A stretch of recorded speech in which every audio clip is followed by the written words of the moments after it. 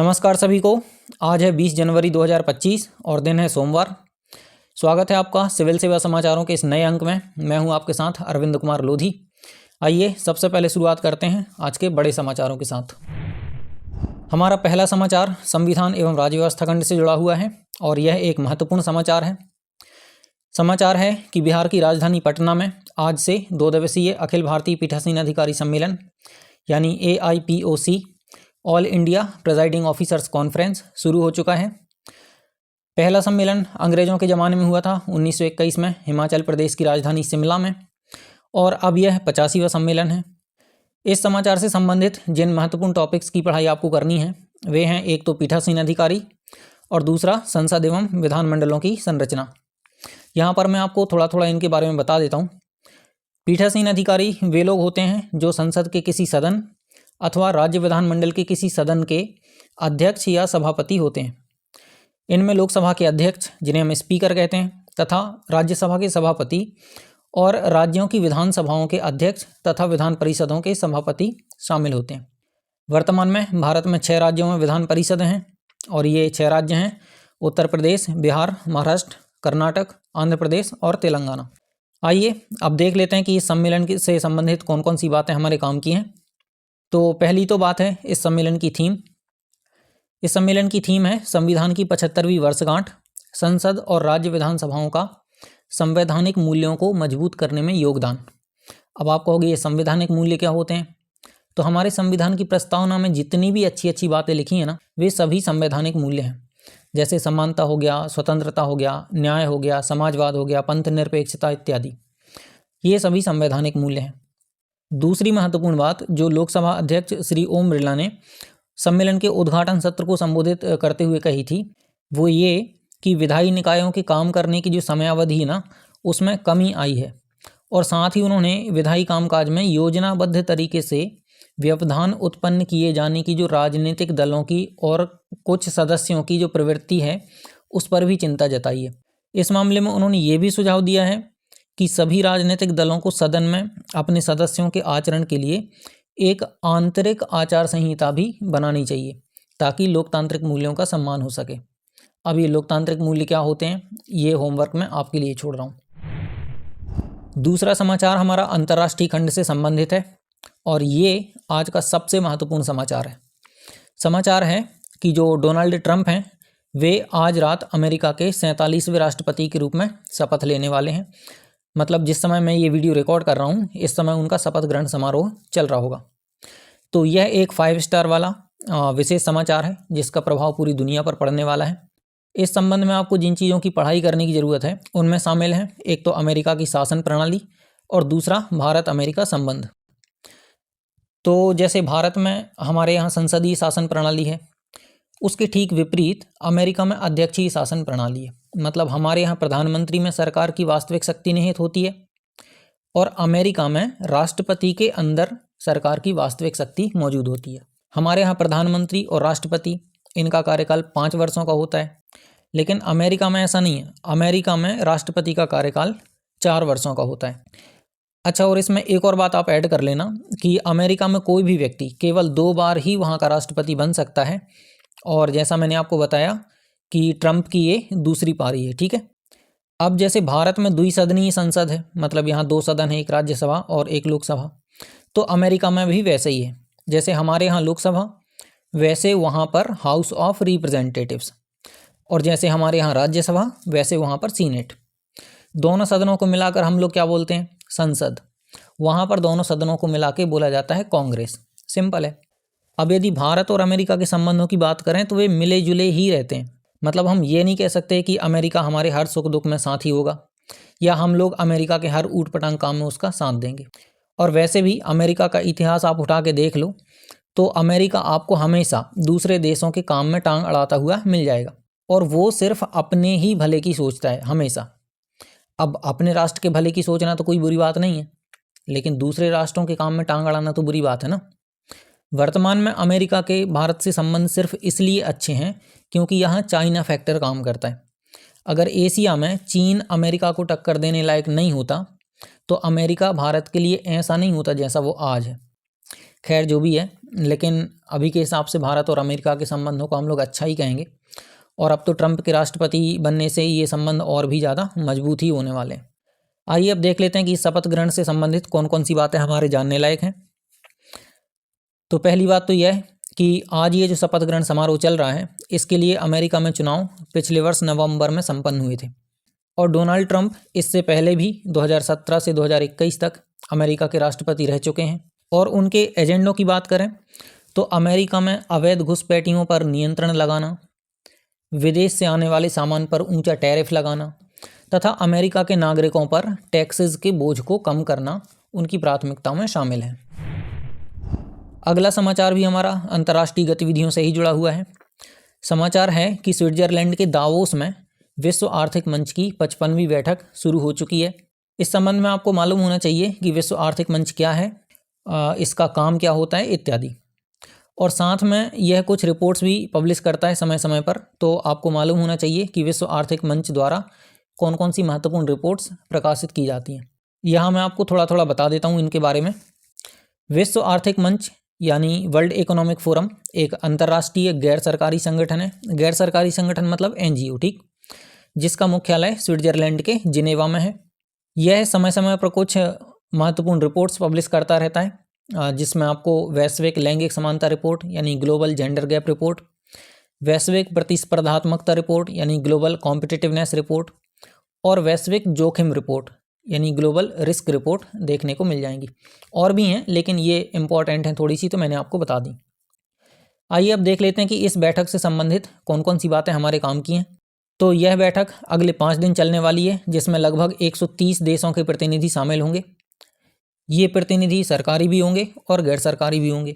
भारत की ओर से इसमें केंद्रीय सूचना एवं प्रसारण मंत्री श्री अश्विनी वैष्णव, कुछ और भी केंद्रीय मंत्री हैं और साथ में 3 मुख्यमंत्री भी हैं जो इस बैठक में हिस्सा लेने वाले हैं। ये मुख्यमंत्री महाराष्ट्र के हैं, आंध्र प्रदेश के हैं और तेलंगाना के हैं, ठीक है। इसमें जो आपको विशेष रूप से याद रखना है वो ये कि वर्ल्ड इकोनॉमिक फोरम का जो मुख्यालय है वो स्विट्जरलैंड के जिनेवा में स्थित है। यहाँ पर आप कन्फ्यूज़न में मत आना, ठीक है। मुख्यालय जिनेवा में है और ये जो बैठक है ये अभी दावोस में हो रही है, ठीक है। दोनों शहर स्विट्जरलैंड में ही हैं। अब ये समाचार हमारे भारतीय समाज एवं सामाजिक न्याय खंड से जुड़ा है और ये भी एक विशेष समाचार ही है। समाचार है कि जो उत्तराखंड की कैबिनेट है उसने समान नागरिक संहिता यानी यूनिफॉर्म सिविल कोड की जो नियमावली है उसको अपनी स्वीकृति दे दी है। मतलब अब ये संहिता राज्य में लागू होने के लिए एकदम तैयार है। तो आपको यहाँ पर बेसिकली 3 टॉपिक्स की पढ़ाई करनी है। ये 3 टॉपिक्स हैं, एक तो समान नागरिक संहिता, फिर दूसरा है संविधान का अनुच्छेद 44 और तीसरा है राज्य के नीति निर्देशक तत्व। यहाँ पर मैं आपको संक्षेप में इनकी जानकारी दे देता हूँ। समान नागरिक संहिता यानी UCC सभी नागरिकों के लिए एक समान नियम कानूनों का एक संग्रह होता है। ये नियम कानून नागरिकों के व्यक्तिगत जीवन से जुड़े होते हैं, जैसे विवाह हो गया, तलाक हो गया, संपत्ति पर अधिकार इत्यादि के मामले हो गए, ठीक है। फिर संविधान का जो अनुच्छेद 44 है वो इसी समान नागरिक संहिता को लागू करने के लिए राज्य को निर्देशित करता है। और अंत में ये जो अनुच्छेद है ये संविधान के भाग 4 यानी राज्य के नीति निर्देशक तत्वों का एक हिस्सा है। आ गई स्टोरी समझ में। भाग 4 के अंदर नीति निर्देशक तत्व, नीति निर्देशक तत्वों के अंदर अनुच्छेद 44 और अनुच्छेद 44 के अंदर समान नागरिक संहिता, ठीक। यदि आ गई हो स्टोरी समझ में तो अब देख लेते हैं थोड़ा कि इस यूनिफॉर्म सिविल कोड से संबंधित कौन कौन सी बातें हमारे समाचार का हिस्सा हैं। तो पहली बात है कि यह कानून पिछले वर्ष यानी 2024 में फरवरी मार्च में बना था। इस कानून के लागू होने से जो लिव इन रिलेशनशिप जैसे 2 कौड़ी के रिलेशनशिप है ना, उनका पंजीयन कराना अनिवार्य हो जाएगा। मतलब और भी प्रावधान है, मुझे थोड़ा इंटरेस्टिंग सा लगा ये, तो मैंने बता दिया। तीसरी और सबसे महत्वपूर्ण बात कि UCC को लागू करने वाला उत्तराखंड देश का पहला राज्य बन जाएगा। गोवा में जो UCC लागू है वो पुर्तगालियों के ज़माने की है, 1867 के समय की। तो ये थे हमारे आज के मुख्य समाचार। अब हम देख लेते हैं कुछ छिटपुट लेकिन उपयोगी समाचारों को। पहला समाचार है कि ऑक्सफैम इंटरनेशनल की एक रिपोर्ट के अनुसार ब्रिटेन के 10% लोगों ने भारत से $33.8 ट्रिलियन की संपत्ति लूटी है। तो इस रिपोर्ट में बताया गया है कि यह संपत्ति उन्होंने 1765 जब अंग्रेजों को बंगाल, बिहार और उड़ीसा से दीवानी अधिकार प्राप्त हो गए थे तब से 1900 के बीच की अवधि में प्राप्त करी है। अगला समाचार भारत के कॉफ़ी निर्यात से जुड़ा हुआ है। समाचार है कि वित्त वर्ष 2023-24 में भारत का कॉफ़ी निर्यात 1.29 बिलियन डॉलर हो गया था। इसमें आपको अराकू कॉफ़ी के नाम से भी कॉफ़ी की एक किस्म के बारे में पढ़ने को मिलेगा जो भारत के आंध्र प्रदेश और उड़ीसा में पैदा की जाती है। इसे वहाँ के लिए जीआई टैग भी प्राप्त है। ठीक है, अगला समाचार मिडिल ईस्ट से है, जहाँ पर यमन के हूथियों ने संकेत दिया है कि वे अपने हमलों को केवल इजरायली जहाज़ों तक ही सीमित रखेंगे, मतलब वे किसी और के जहाज़ों को अब नुकसान नहीं पहुँचाएंगे। आप कहोगे ये हूथी कौन है? तो जैसे फ़िलिस्तीन में हमास हो गया, लेबनान में हिजबुल्लाह हो गया, वैसे ही यमन में हूथियों का ये समूह हो गया। और ये तीनों के तीनों, मतलब हमास, हिजबुल्लाह और हूथी, इन तीनों को ईरान से सपोर्ट मिलती है। ठीक है, और ईरान इजराइल का दुश्मन है। आगे समाचार दक्षिण पूर्व से है। समाचार है कि इंडोनेशिया का जो माउंट ईबू ज्वालामुखी है वो इस महीने यानी जनवरी में करीब 1000 बार फटा है। तो आप लोग इंडोनेशिया के मैप पर इसकी लोकेशन देख लेंगे, ये आपको पूर्वी इंडोनेशिया के क्षेत्र में मिल जाएगा। अगला समाचार उत्तर प्रदेश से है। मुख्यमंत्री योगी आदित्यनाथ ने शहीद अशफाक उल्लाह खान प्राणी उद्यान गोरखपुर में एक हाथी बचाव केंद्र का उद्घाटन किया है। फिर प्रयागराज का ऐतिहासिक महाकुंभ भारत की विविधता में एकता की झलक प्रकट कर रहा है। यहाँ पर देश के विभिन्न भागों से आए विभिन्न सांस्कृतिक लोगों ने अपनी प्रदर्शनियाँ लगाई हुई हैं, जैसे राजस्थान के पकवान हो गए, मध्य प्रदेश का भगोरिया आदिवासी नृत्य हो गया, इत्यादि इत्यादि। और अंत में समाचार है कि कोलकाता दुष्कर्म हत्या मामले में अदालत ने जो दोषी संजय रॉय था उसको आजीवन कारावास की सज़ा सुना दी है। इसके बारे में आपको विशेष पढ़ाई करने की आवश्यकता नहीं है, बस जानकारी के लिए बता दिया। तो ये था हमारे आज के सिविल सेवा समाचार का मुख्य भाग। अब बारी है आज की टू द पॉइंट और अभ्यास प्रश्न की।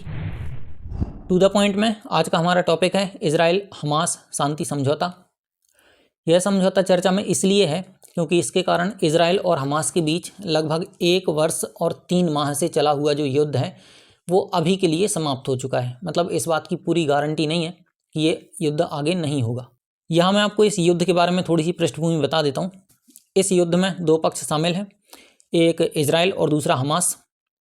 इजराइल मिडिल ईस्ट यानी मध्य पूर्व में पूर्वी भूमध्य सागर से लगा हुआ एक देश है और हमास फिलिस्तीन स्थित एक आतंकी संगठन है। यह फिलिस्तीन की कोई सरकार नहीं है, इस बात से आप लोग कन्फ्यूजन मत कर लेना।